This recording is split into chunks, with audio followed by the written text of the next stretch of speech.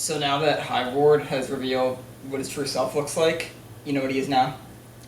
Cthulhu? No, he's Squidward. Oh my god. Da-da-da-da-da-da. You can do the review by yourself. Okay.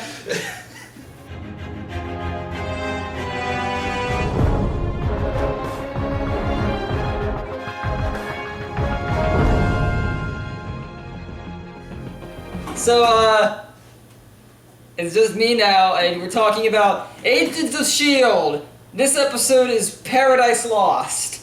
And,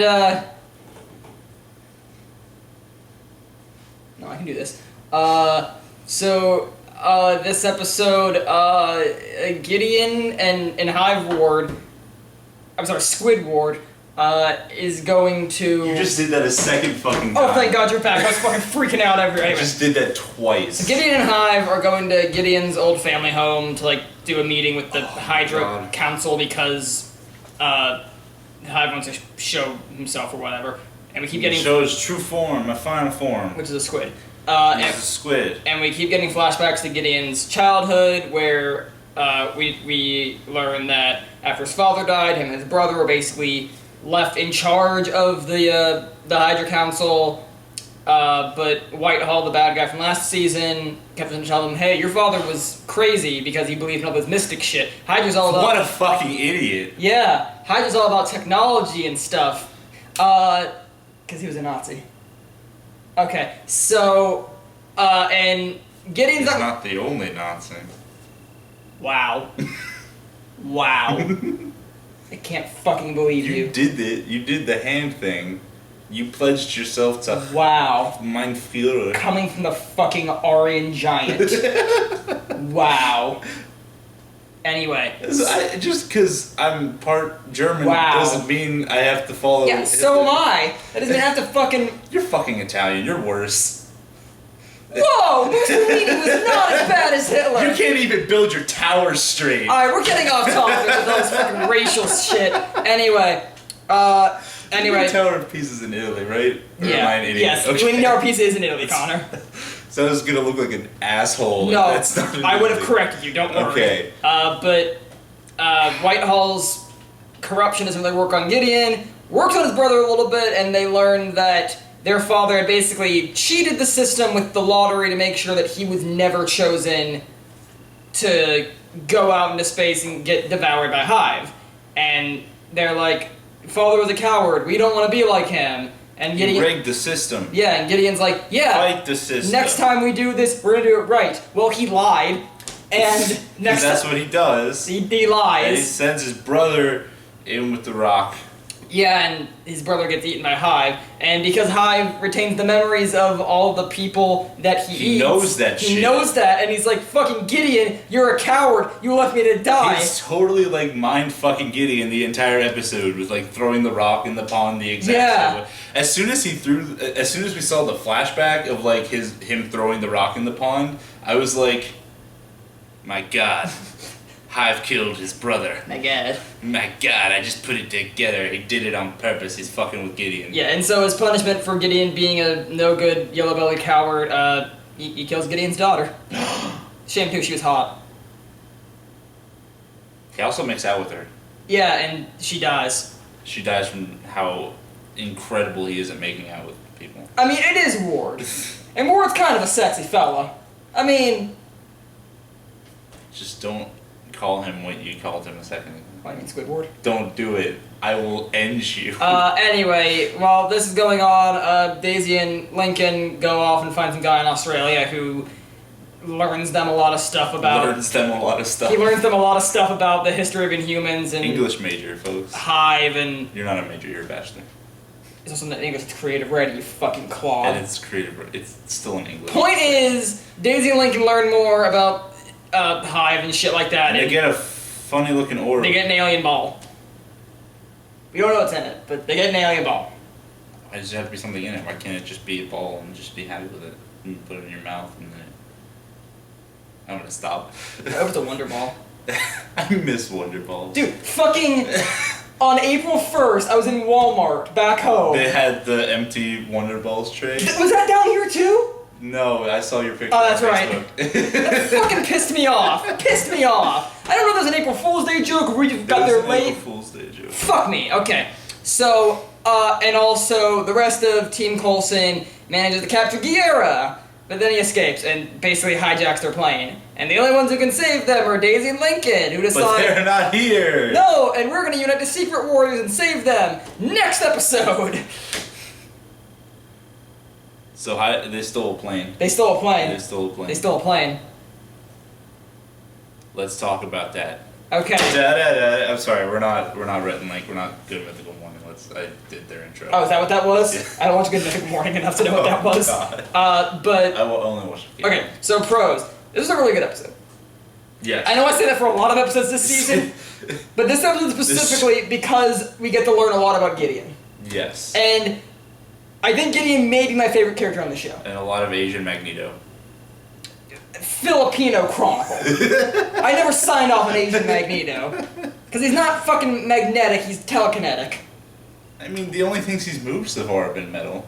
Fuck you.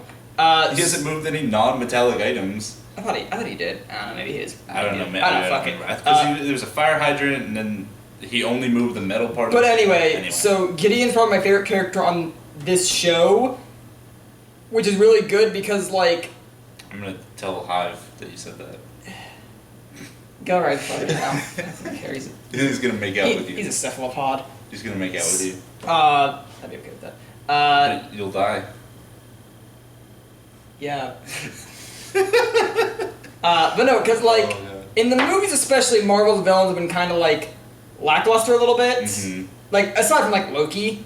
But whenever they do villains in their TV shows, generally because they have more time to flesh them out, they're always super good, like, Kingpin or Kilgrave, Punisher, I guess you could call him that. Punisher, I guess, was the bad guy. I guess you could call Punisher a bad guy. But, like, and on this show, like, sometimes they have that, like, before Gideon, like, Ward was, like, the best bad guy they had. Because, I like... think Ward is still the best bad guy they have, but he's not Ward anymore. Well, yeah, but now that we have Gideon, like, all fleshed out and stuff like that, because before he was kind of like, oh, Gideon's, like, this whole manipulative, like, your stereotypical, like, manipulative kind of businessman. Mustache twirling bad guy. And I was like, okay, he's cool, but, like, there's not a whole lot of layers to him, which, considering, like, with Marvel bad guys and, like... Yeah, no, this episode changed a lot. Yeah, this changed it, because now I kind of see him in, like, this whole new light that he has depth, he has feelings. Brother. He had a brother, he has fears, his daughter's dead, like, I'm like, shit, Gideon's, like, the best bad guy the show's ever had. Sweeping generalization. Yeah. I also liked, his name is Guerra, right? Guerra, yeah. Guerra. He got a really nice time to shine. Yeah, because, like... when he fought May. Because before this, he just kind of, like, Gideon's... He's just been the evil henchman. He's been Gideon's number shit two. at people. And, yeah, but now he's kind of, like, now we get to see... But he just fucking, like, karate moves and shit with May and in the fight and stuff. And then he managed to break out of the Inhuman container, which should be impossible. But he did it. Yes, somehow he did. He pulled the seatbelt thing off. I call shenanigans. Yeah. Yeah. He used a little seatbelt thing and he pried it open. Hive's still creepy and great. Hive is awesome. Hive is awesome. Still look great. I still want him to, like, fight something. But he's awesome. Yeah. I mean, he fought people being alive, and he killed them with his microbes. I mean, I want him to, like, fight Daisy or something in, like, a brawl, like, fisticuffs. He wouldn't have to. He could just be like, hey, you're an Inhuman, you're mine now. But that fight would be over like that. But I want him to be like, fudda-da-fudda-da-fudda-da. You just want to see him punch the... You just want to see Ward punch the fuck out of Sky, don't you? Kinda. Unfucking believable. Such fucking sexist. What?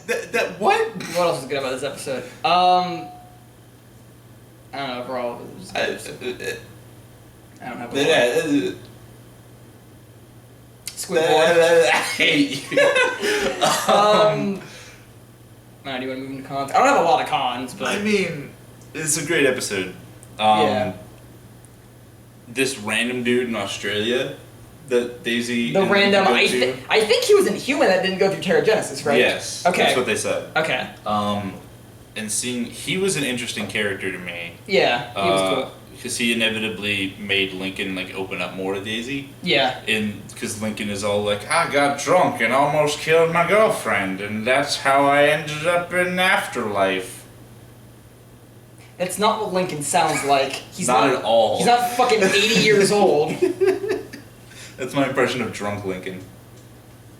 He becomes... I have electric powers. So when Lincoln gets drunk, he becomes Abraham Lincoln. Yes. You figured it out. You cracked the code. Cracked the code. What was I talking about? You were talking about... He opens up to Daisy and tells her about his past and shit. So and Daisy's like, well, you opened up to me. Let me tell you about this horrifying vision I had of possibly me dying. Yeah, I'm glad this relationship's going somewhere. You know, this relationship nobody asked for. I still feel like the relationship is a little forced. No, it's not just you. It's kind of forced. It's a little bit better than when it started, but it still feels like I don't understand. To me, it still kind of feels like the episode of South Park where Cartman's trying to set up Token with the only other black girl in school because they're both black. Like, they're only hooking up because they're both Inhumans. Like, I know it's not what they're doing, but that's how it's coming across. It's like, oh, we're both Inhumans, because, like... We need all of the Inhumans to stay in one part of the show. Yeah, like, that's... I hope they're not doing... Wow, that's... Wow.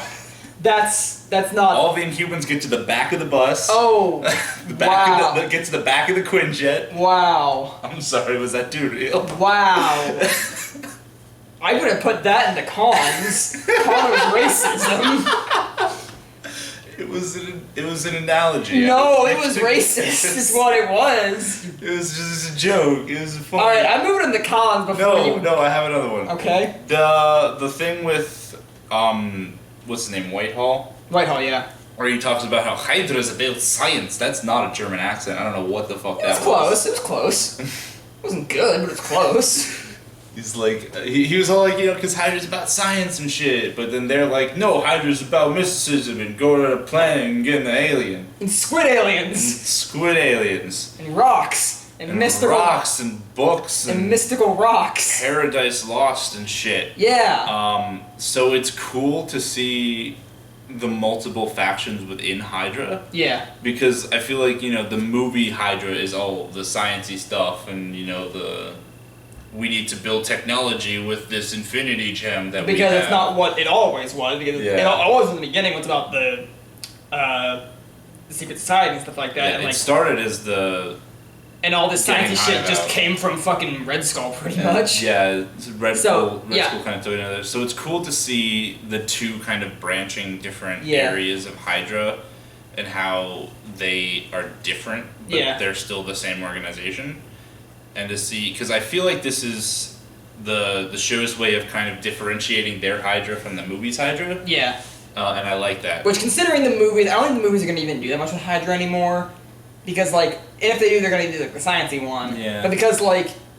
Because we're leading up to, like, Infinity War and stuff like that, so the stuff for the Hydra is going to be less and less important in the movies, because we've done Hydra with the First Avenger and Winter Soldier and Age of Ultron, so... I feel like Hydra might still have a presence in Civil War, though. It probably will, but that might be the last But we're not going to go into detail with Hydra, whereas this show, they can kind of do whatever they want. Unless they bring Red Skull back. You know, like they should have done in Winter Soldier, where Pierce rips off his face and he was Red Skull the whole time, which I thought was gonna fucking happen. I really thought it was gonna happen. I thought it was gonna happen too. Oh man. But yeah, so it's kind of cool that this show is kind of, you know, taking what the movies aren't gonna be doing a lot, because you know they might use Hydra, they won't go into too much detail about it. They'll just be like random, like you know, they're differentiating themselves. So now they can go into more detail about that. All right, cons. The only one I really have is like kind of a nitpick. Okay, so Hive reveals his true self, and he's all squiddy and stuff. My question is, how can he do that in a human host? Like, I understand he like infects people with like his worms and stuff like that, and he can like spread his spores. But how does he turn a human body into Cthulhu? It might be because like he has like the microorganisms. That's what I kind of figured it might be, but so it might be just like he puts that face over the other face. I guess it's in the kind of that's a nitpick. That's a nitpick. I don't really give that much of a shit. It was cool, but like it was just kind of like me thinking like, man, this doesn't make a lot of sense. But my big one is them killing Gideon's daughter. Yeah, I kind of hope they would do more with her. Because she's literally been in 2 episodes for a total of like 5 minutes of screen time. So like while you know I feel Gideon's pain and I'm like, yo, that sucks. Your daughter just died. I don't care about your daughter because I've only seen her. I was kind of hoping that when Gideon died, because we know Gideon's gonna fucking die, that was his vision, was he saw him die because Hive killed him and now he's scared of Hive. I was kind of hoping that she would become like the new leader of Hydra because we haven't had a female Hydra leader in like ever. Yeah. What if she was Madam Hydra? That would be cool because like that would have been interesting. I doubt they're gonna do Madam Hydra. She's dead now, so it doesn't matter. Maybe Gideon has another daughter. Maybe they'll bring her back to life. You can do that in this show. Oh yeah. Coulson came back. The whole premise of the show is the guy coming back from the dead. Oh my god. They could. Yeah. They could. I don't know. I wish they had done something more with her. What if Hive takes over her body next? He dissolved her body. There's nothing left for him to take over. We didn't see it dissolve. We just saw her. We saw her face start like melting off. We saw it start. We didn't see it finish. We can imply that there is hope. There is hope. No, we can imply that he finished. No, shut up. Unless he like took her face and is gonna put his face in a giant robot and make her MODOK. It's not happening. Out of all the characters that could be MODOK, you chose Gideon Malik's daughter. Do you have a problem with that? No. You get a problem with a female MODOK? There is a female MODOK. Her name's Modam. That's a thing. Look it up. Yeah, it's just female MODOK. Oh my god. I don't know what it stands for, but it's female MODOK. Modam. Anyway, so that was this. MODOK stand for like mental organism designed only for killing. Yeah, I don't know what Modam stands for, but anyway. Mental organism designed against males. Fuck, could be. She's a seductress. Anyway, I don't know. No, I don't know anything about. I'll show you what Modam looks like. She's not a seductress. It's just MODOK with lipstick. Anyway, so do you have any other cons this episode, or? I don't really have anything else. Cause I thought this was pretty solid for the most part. All right, cool. So. Nope, I don't have any. So next episode is gonna be the Secret Warriors finally uniting. Really? Yeah, after like this whole season, them saying the Secret Warriors unite, and they didn't do dick with that in the first half, and they're only just now getting to it in the second half. Oh my god! Yeah, right. Hope Joey comes back. Joey's coming back. Of course, Joey's coming back. They don't know that. They saw the fucking preview for the next episode. I'm in suspense. I hope Joey comes back. I hope Joey dies. Whoa! Not. Don't you say that. You fucking dick. Hear me out. Don't you talk about Joey like that. Now, here's my theory. Now, the preview for the next episode said, like, one of these Inhumans is not who they seems. I'm predicting it's Joey. Simply because we've known Lincoln for too long, and if he turned out to be a traitor, there would probably be, or whatever this thing says, it would probably be not work. Probably wouldn't work because there would probably be some things in his backstory to contradict that. Yo-Yo, we've only just met, so obviously she's the immediate candidate for, being the traitor because we don't know her well enough. Joey, we know just the right amount to where we don't know his full backstory, but we kind of like him, that if he became a traitor, that would really hit home. So that's my theory. So come back in a week to see if I'm right or if I'm dead wrong. I'm probably dead wrong, but I'm predicting Joey's going to be this Inhuman who's not what they seems, unless the narrator is lying to us, which sometimes happens with previews for episodes. I feel like the Inhuman that's not what he sees is Lash. Fuck you. Okay, so next episode... No. Hear me out. Because I feel like Lash is going to be on their side now, instead of being angry and against them. I feel like maybe the guy now has control of Lash, but he's like permanently in Lash form. Oh, so okay. he might be on their side now, maybe in this next episode. Hopefully. So, tune in next week to see which one of us is right. We're probably both wrong. We're probably both wrong. And it's gonna be like fucking Coulson's an Inhuman or some shit. Yeah, or Guerra. Or Guerra is still a dick. Or they're gonna bring in a new Inhuman that is not what they seem. Next time on Agents of S.H.I.E.L.D.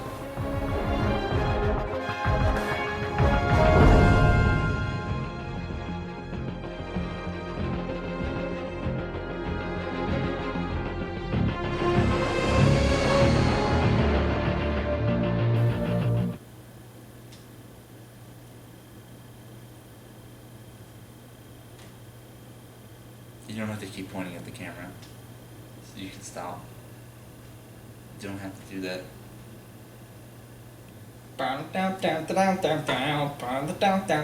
Well, you can tell by the way I use my work. I'm a woman's man. No time to talk. Okay. I'm sorry for that. I We're realize. getting worse and worse at these outros. Oh my god.